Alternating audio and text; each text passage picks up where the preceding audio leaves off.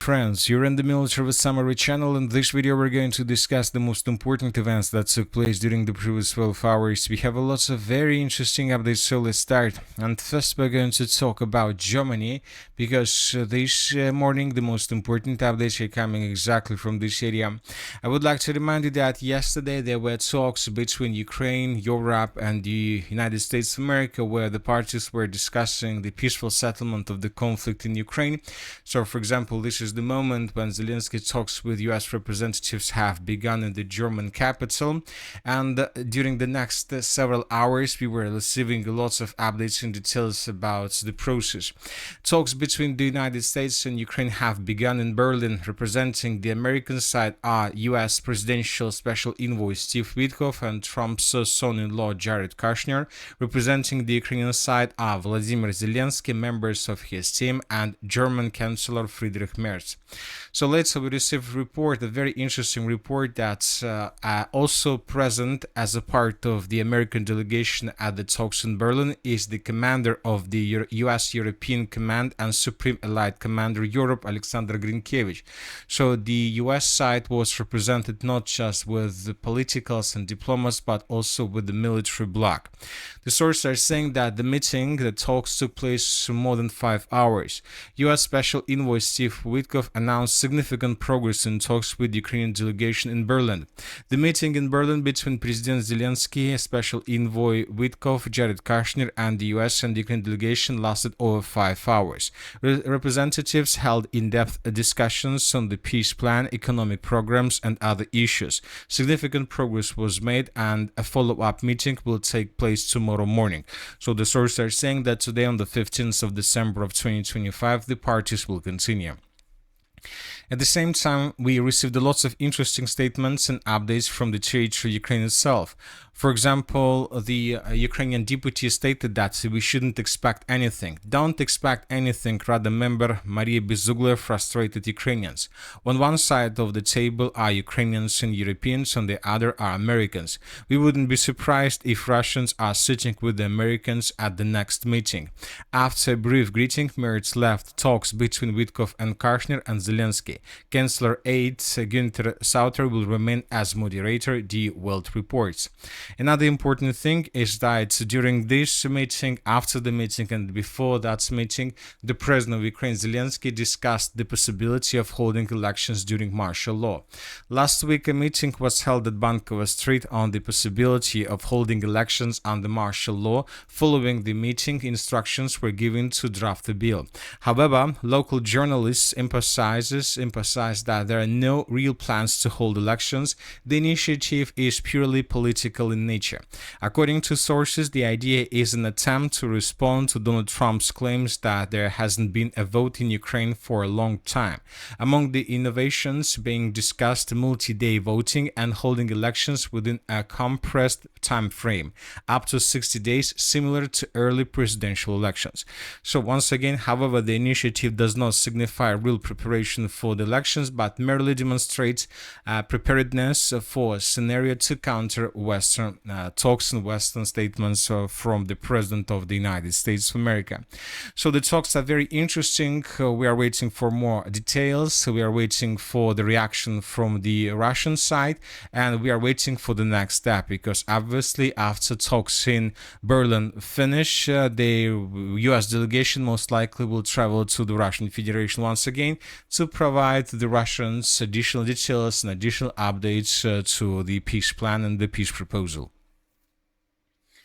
Now let's return back to Ukraine and let's discuss the situation on the ground. During the previous 12 hours, we received lots of very interesting updates.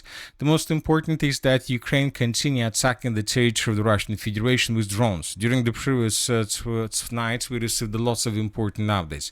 For example, just during the evening between the 8th and 11th p.m. of Moscow time, Russians brought down up to 71 drones of the armed forces of Ukraine. Furthermore, the sources reported that Ukraine attacked the city of Belgorod. The Ukraine armed forces launched a missile strike on Belgorod. The sources are saying that Ukrainians most likely used HIMARS multiple launch rocket system. This is a very important piece of news. The sources are saying that Ukraine attacked the Belgorod power plant, and after this attack, there was a blackout through the territory of the city. Let's discuss now the situation in the Zaporozhye direction. During the previous 12 hours, the most important updates came to us from the western Zaporozhye direction, where the Russians continued their offensive operation. Several mappers stated that Russians improved their position significantly, that the Russians are about to finish the battle for the settlement by the name of Primorska. The Russians entered its northern part.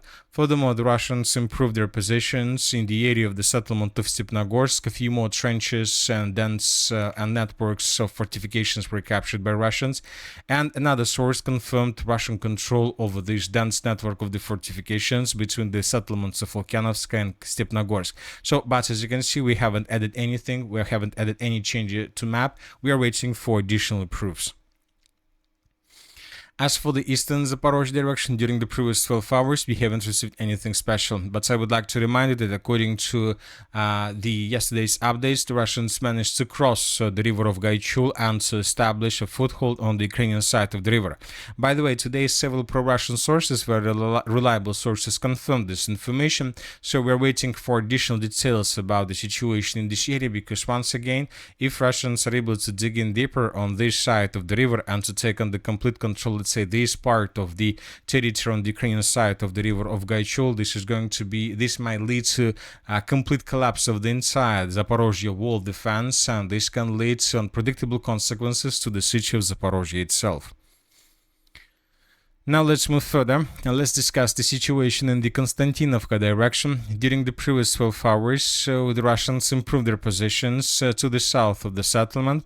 So the Russians managed to take under complete control several trenches and strongholds to the south of the settlement of Stepanovka. The same thing took place to the south of the settlement of Bereztok. So this is something new. The Russians launched a new offensive operation in this area, and the Russians are tasked to capture as many as possible settlements to the southwest and to the south of the city of Konstantinovka, and of course to maintain the line along this red line between the villages of Rusin Yar, Stepanovka, Bereztok, and the southeast and the southern part of the city of Konstantinovka itself. The Siversk, or it's better to say the Slaviansk direction. During the previous 12 hours, small changes on the ground were recorded. According to pro-Russian sources and according to neutral mappers, the Russians, as a result of offensive operation, managed to improve their positions to the west of the settlement of Vasyukovka in the area of Bandarna and Khromenka. So now the Russians are doing the same as they do in the Konstantinovka direction. They're basically trying to maintain the line and to shorten the distances. They're trying to get as close as possible to the city of Slaviansk and to shorten the line between Liman and the city of Bakhmut. So all this entire pocket is something that the Russians are tasked to cut. Furthermore, we got report that Russians improved their positions furthermore to the west of the settlement of Siversk. This morning, this information was confirmed by neutral mappers. According to neutral mappers, the Ukrainians withdraw their positions further in the western direction towards more reliable line with the purpose to slow down the Russians in the area of Riznikovka, Kalenki, and Krivoluka. Another important update, another important area currently is the area in the direction of the city of Barova. So during the previous 12 hours, the most important updates came from this area. According to this number of icons, we see that the Russians force are moving towards the settlement of Karovy Yar. During the previous 24 hours, the Russians improved their positions in this area. So this is the situation by the end of the 14th. This is the 15th of December. We see that the Russians are trying to take the village of Karovy Yar in pincers to outflank the settlements and to force the Ukrainians to fall back. Furthermore, we can see lots of icons in the direction of the settlement of Alexandriivka. We have FPV drone attack through the settlements in this area. So the Russians are very active in this direction, and the Russians are tasked to get the river of Oskol and to cut the Barova, the entire Barova direction from supply and support. We're talking about this settlement. So as for this settlement itself, we received lots of updates from the territory to the north. We have huge changes. This is the situation by the end of the 14th. This is the 15th of December. According to neutral mappers, according to pro-Russian sources, the Russians managed to cut R87 road, this one physically, and basically to encircle the contingent of the armored forces of Ukraine in the area of the village by the name of Boguslavka. So now Ukrainians there were caught in cauldron, or maybe were just operationally encircled. Anyway, the Russians managed to cut supply and support, physical supply and support of this area, area, and we believe that in coming days, in coming hours, the Russians will try to finish the battle for this territory, and this will allow the Russians to begin offensive operation along R87 road in the direction of the city of Borov itself. So before the end of the talks process, before the end of the peaceful negotiation process, the Russians will try to cut the positions of the armored forces of Ukraine on the Russian side of the river Oskol. We're talking about this huge pocket. As for the Kupiansk direction, during the previous 12 hours, the Ukrainians continued their counter-offensive operation. As we discussed in the previous video, the Ukrainians launched this counter-offensive operation with the purpose to have better positions, negotiation positions in Berlin. Today, Ukrainians published this video. Here we can see how a Ukrainian drone was flying above the western part of the city of Kupiansk, trying to find positions of the armored forces of the Russian Federation. The Ukrainians are saying that these are just several micro districts where the Russians positions left. At the same time, we had reports from pro-Russian sources. According to them, indeed, the armored forces of Ukraine during the previous days managed to improve their positions significantly.